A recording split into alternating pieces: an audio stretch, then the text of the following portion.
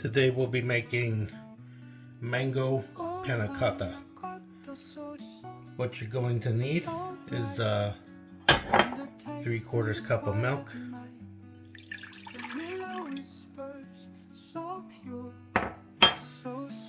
half a packet or 1.5 teaspoons of Knox gelatin,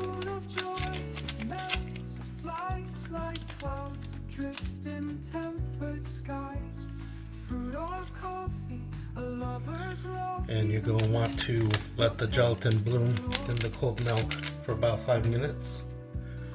You're also going to need 3/4 cup of heavy cream, 1/4 cup or less of sugar, depends on how sweet you like it. I also have a pinch of salt and a teaspoon of vanilla here. You're going to need some mango nectar or any nectar of your choice. Some fruit for the topping, fresh fruit. And then a serving container. This will be a 2-colored dessert, so I recommend something see-through. I'm going to be using these glasses, and because I am using glasses, I prefer to fill them at an angle, so you'll need something to put them in the fridge at an angle with. So you let the gelatin bloom for about 5 minutes, and then we'll come back and dissolve it on low heat.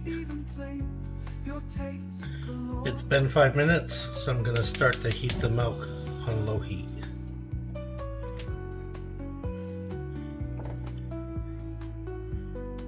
You want to do this for about 7 minutes. You got to give the milk a couple minutes to warm up, and then it takes about 5 minutes for the gelatin to dissolve.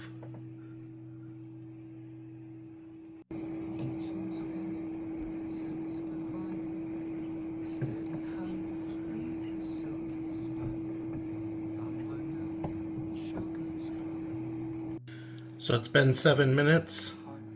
The milk has started to steam. I'm not seeing any bits of gelatin anymore, so I'm going to turn off the heat. I dissolved the sugar, vanilla, and salt into the heavy cream, and I'm going to add it to the milk and stir it. This is going to help cool it off and give it a real nice creamy flavor.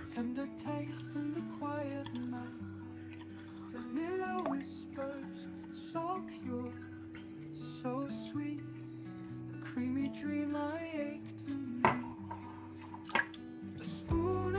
let me just dissolve in all that sugar. Fruit or coffee, a lover's law, even plain, your taste galore. Oh, Panna Cotta, with liquor's trace, a gentle burn, a soft embrace, blackberries crown a royal throne, each bite a world all of its own. The sugar's all dissolved in. I'm going to test for sweetness.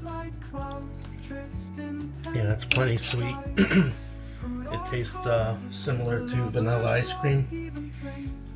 If you are worried that you didn't dissolve the gelatin, you can always strain the milk, and this will get rid of any lumps. But also, if you like scorch the milk or anything, it'll form a skin, and by straining it, you get rid of that also.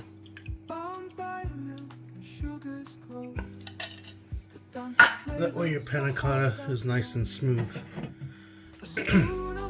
So I changed the container because I realized the angle wasn't steep enough, and I'm gonna put about 1/3 of a cup into each glass, and then put them into the fridge for about an hour.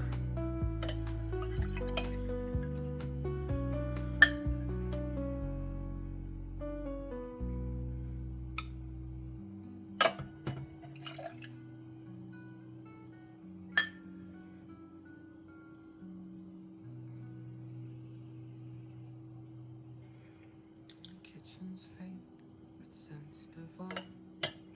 Steady hands weave the silky spine. Light by milk and sugar's glow. The dance of flavors, the heart. They're not quite 1/3 of a cup because the sugar and the vanilla does add a little bit of volume.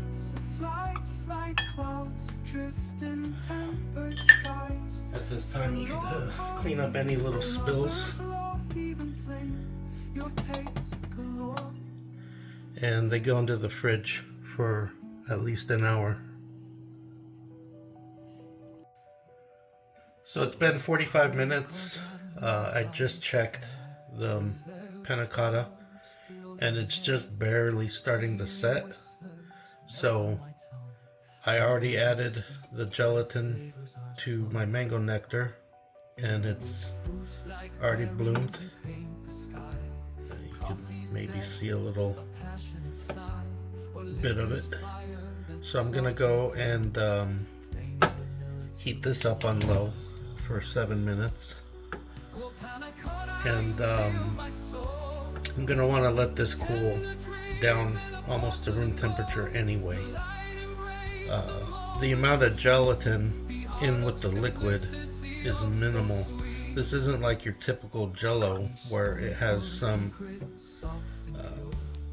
bite to it. This is very creamy, very delicate, and the amount of gelatin in here just barely holds the liquid together. So I'm gonna just warm this up, and I think we'll give it a good half hour. We'll let the milk set, and then we'll let this cool off. So I'm just gonna sit here and stir this until I see some steam, and I'm not gonna bother straining this out. With the milk, it's much more likely for skin to form or for something unpleasant as far as mouthfeel goes to happen. With the nectar, you don't have to worry about it as much, as long as you let the gelatin bloom. If you don't let it bloom, it's going to be lumpy. You could do this with, any fruit juice that you like. Just make sure it's 100% fruit juice. I don't recommend doing the 10 or 20% stuff. If you do it with strawberries, you're going to probably want to either macerate or cook the topping into a syrup. If you don't want to do fruit, you could just double the milk and the heavy cream and add some instant coffee to it and make coffee flavored panna cotta. That's also one of my favorites. With that one, you just put it into a ramekin or something. You don't really have to worry about having it in a clear container. I like to serve it out of the container. I flip it over onto a plate. If you want to make a more adult version, you can use coconut milk instead of heavy cream, and you could use pineapple juice, and then you just add some Malibu coconut rum and Malibu pineapple rum, and you could make a pina colada panna cotta. Or you could add Kahlua to the milk one and do a Kahlua and cream panna cotta. It's very versatile. It's pretty easy. It just takes a little bit of foreplanning. You can see maybe this is already starting to steam. I'm gonna let it go just for a few more minutes. just to make sure all the gelatin's dissolved. Let it steam really well.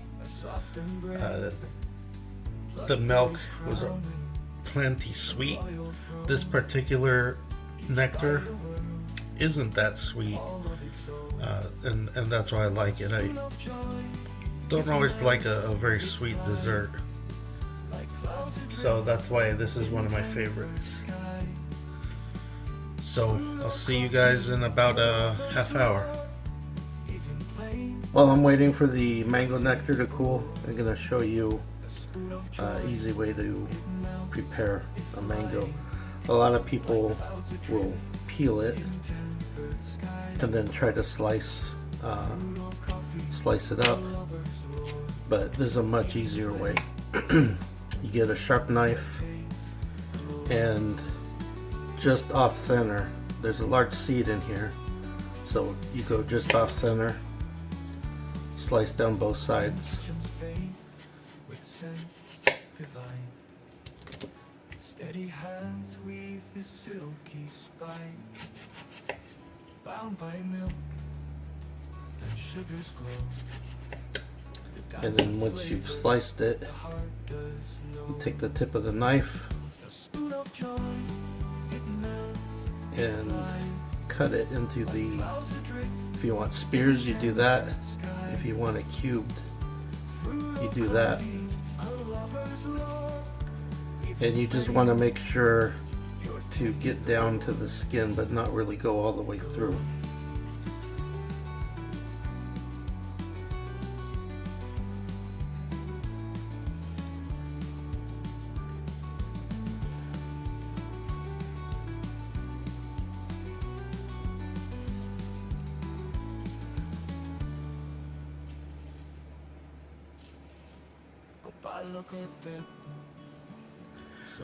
Once you've gotten it down, you just kind of flatten it out, and it's a little tricky, but you want to, I don't know if you ever filleted a fish, but it's very similar to filleting a fish.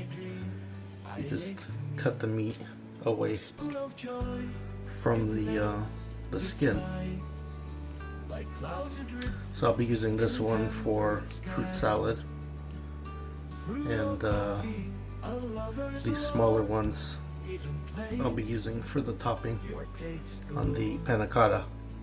Panna Cotta with liquor's trace, a gentle burn, a soft embrace, plucked berries crowning a royal throne. Each bite a world, all of its own. It's been 90 minutes and the Panna Cotta is set, just barely. It's very delicate at this point, so you want to be gentle, bring over one at a time, and then add some of the mango. A spoon of joy, it melts, it flies, like clouds adrift in tempered skies. Fruit or coffee, a lover's lord, even play, your taste alone.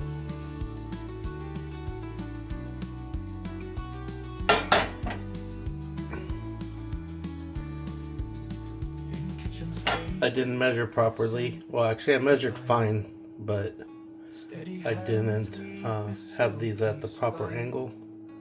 So I'm only going to get 2 desserts out of them. I could cook more mango and add to it, but I'm just going to leave it because there's just the 2 of us. And we can enjoy the other 2 as they are, just with the milk.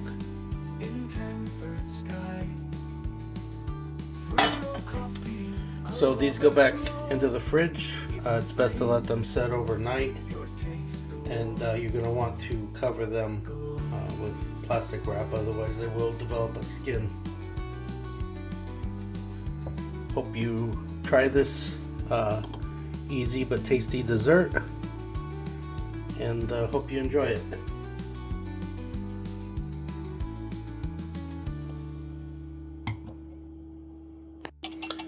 When we make mistakes, what do? we eat them. Still tastes good. Nom nom nom.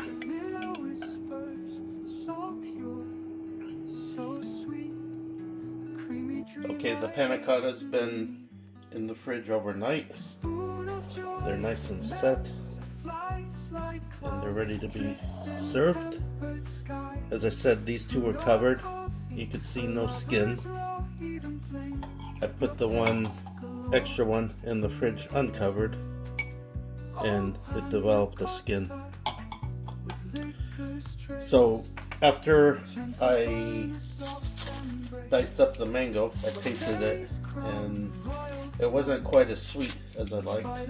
So I macerated it with just 1 teaspoon of sugar overnight, and now they're just slightly sweet. You're gonna take a big tablespoon, place them on the top, and make sure to get some of the juice, and make sure to make a mess while you're doing it.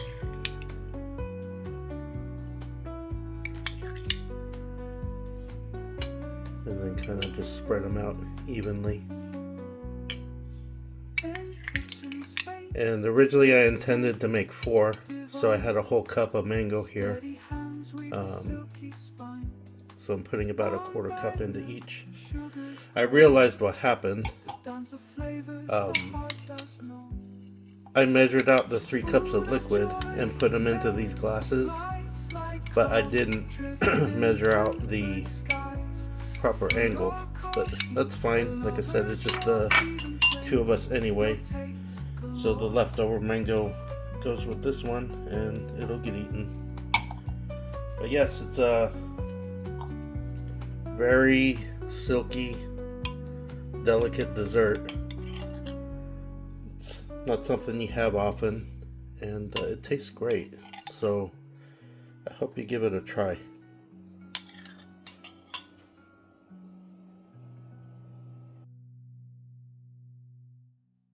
Kitchens fade.